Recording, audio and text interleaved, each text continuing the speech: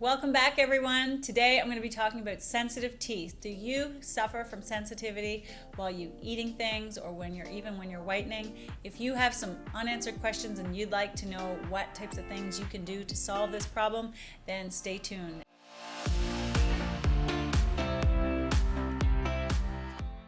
The first thing you need to know about tooth sensitivity is, of course, it does vary from person to person. Some people have no sensitivity and others have so much.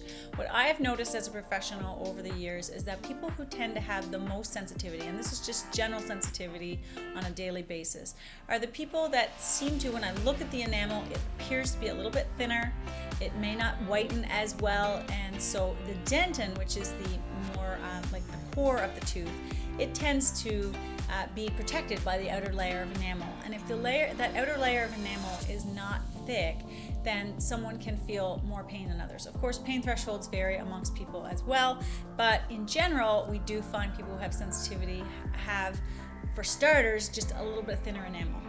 The other thing that patients have typically is they're starting to get recession. So right at the gum line where the enamel does get even thinner in everyone, especially on our canines or in our premolar area, if you're clenching and grinding or you have some recession starting, then you're going to experience probably more sensitivity because the protective gum line around the tooth and the area where the enamel ends and that core part, the dentin, begins, has been exposed. And so those are the key areas that if we're treating sensitivity as a dental professional, or if you're using desensitizing toothpaste and things like that, that's going to be where we get the most effect.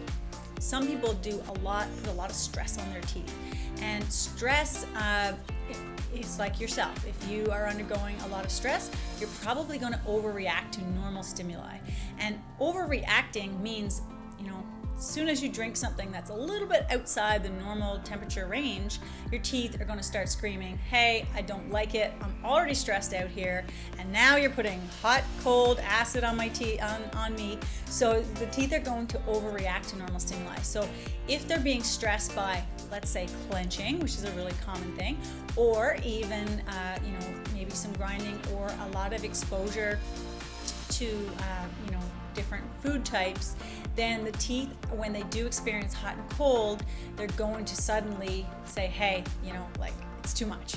So those are the sort of the main reasons, other than tooth whitening. So that's a separate kind of issue, because tooth whitening, when we do tooth whitening, we do have what we call temporary sensitivity, and that's because we're sort of opening up the pores of the enamel to kind of help whiten the teeth, and that is a very temporary thing. So that will all kind of that doesn't harm the enamel or the teeth.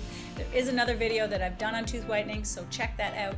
But in general, the tooth sensitivity that you receive from tooth whitening is very temporary, and it can be managed with something like as simple as Advil or other desensitizing products.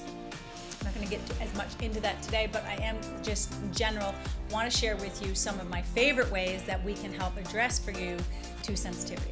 One of the number one ways, or common ways, I guess, that teeth are sensitive is when we are clenching and grinding. And as I mentioned, the teeth are already very stressed out, so just adding to it adds sort of like a tipping point. So the teeth then are just very sensitive to normal stimuli.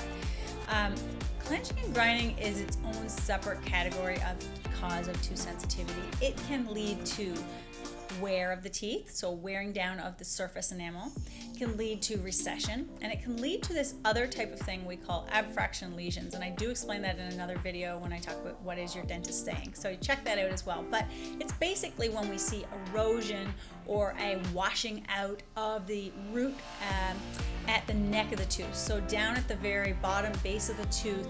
If the tooth is being flexed from clenching and grinding, then you'll start to see a little notch happening down by the gum line, and it looks like recession, starts like recession, and then we start to actually seeing a washing away of the root. Those teeth can be very sensitive. Teeth that have undergone attrition or clenching and grinding for very many years is sometimes not that sensitive because it happens at such a slow rate. But when teeth are getting a lot of stress at a very rapid rate, that's generally when we see more sensitivity for these people. So if all of a sudden your teeth are becoming very sensitive, there may be something happening, and again, we'll go into a couple other options, but maybe with clenching and grinding, you're really stressing those teeth and there's a lot of things happening fast. past.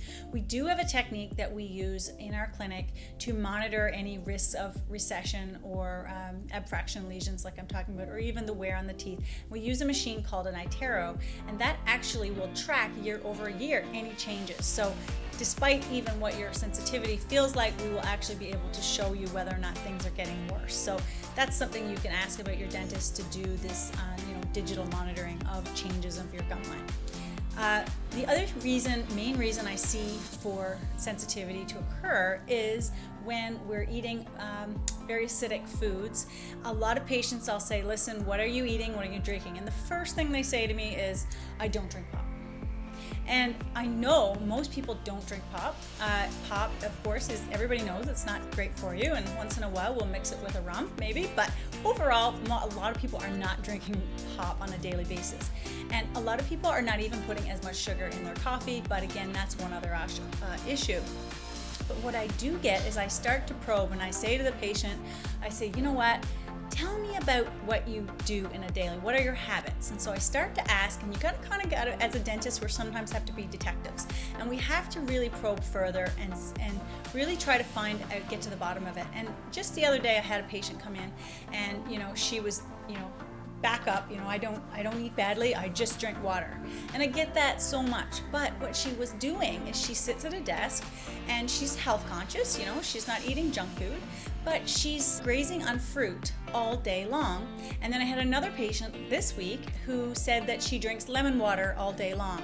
So these are good things, I don't want you to take that out of your diet, but it is something that certainly the long-term effects really can add up. And for me, I'm going to tell you something crazy. I like to snack on cranberries. And if I eat too many cranberries, and I'll just eat them by the bag, I will have super sensitivity in my teeth. Now, it doesn't last very long, but it goes to show when you expose your teeth to sugars or acid that are naturally in fruits, your teeth will start to really feel it. And so you really should not eat fruit or graze in that way. If you can just eat your fruits and expose your teeth to that in a very short window, less than 20 minutes or 2 20-minute intervals a day, something like that. But to eat it all day long, we're continuously seeing this drop in the pH, and that is really affecting our teeth. And not to mention, the risk of dental decay, but a lot of times people will really say they're sensitive teeth. So I hope that helps explain that, and maybe if that's you, that might be something you want to look at. If you have these very same issues and you can try to address clenching and grinding, maybe your teeth are crowded, maybe you need to address your crowded teeth, or you need to do something about the clenching and grinding. If you can change your dietary habits, of course, these are all really good things you can do. But if you just have sensitive teeth and we cannot figure out any other way to help solve this for you, and we really want to give you something that even to get you going, because maybe again these are long-term things, maybe you need to have your teeth moved into a better position so you don't clench or grind as much, but that's going to take a while, right? So you come to us, and I usually will give patients some very basic options to try to help them. The first thing I say, of course, is a very basic, not inexpensive thing to do, is use desensitizing toothpaste. These toothpastes are amazing. They usually take up to about 2 weeks to really work. Sensodyne, of course, is the leader in this field, and there's other brands now that actually are just as good probably. I did notice myself, because I've had experienced sensitive teeth before, but I did notice myself that Sensodyne really works. The downside is that if you stop using it, it stops working. So it's kind of like conditioning your hair. You have to keep conditioning your hair. You can't just condition it once and then the next time shampoo your hair and not have to worry. So you do have to keep using a desensitizing toothpaste. So that's sort of an ongoing maintenance thing. Secondly, a fluoride-based mouthwash can also be very effective. There are ones that I do recommend, I'm going to show you, and they will also help block the tubules and help give a little bit of a build-up resistance against the sensitivity coming through the tooth, especially around the gum line area and when the enamel's thin. So those mouthwashes, again, like any topical application, I'm not talking about ingesting fluoride, but just a simple mouthwash, no eating or drinking for about half an hour afterwards, and use them daily, and that will really help you as well. Now that's also going to help you prevent decay, so it's a win-win.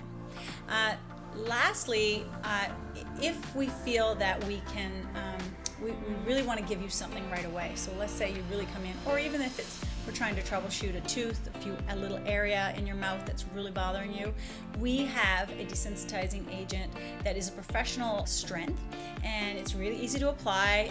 There's just some little restrictions for the first 12 hours afterwards, and we paint it on your tooth, and we have found patients have had relief from that for up to about a year. So maybe you need it reapplied just when you come in to see your hygienist, just for your cleanings, and right after the cleaning we can reapply it, or even every other time. So it's really great. I am seeing great results with that. There's different brands. Your dentist might use something different than me, but overall there is no reason to suffer. Try to figure out what those things are. Make sure you're talking to your dentist, and try using some of these things, and let me know if you're having any more questions about this, or you would like to know more. I would love to help. So until then, I will talk to you later.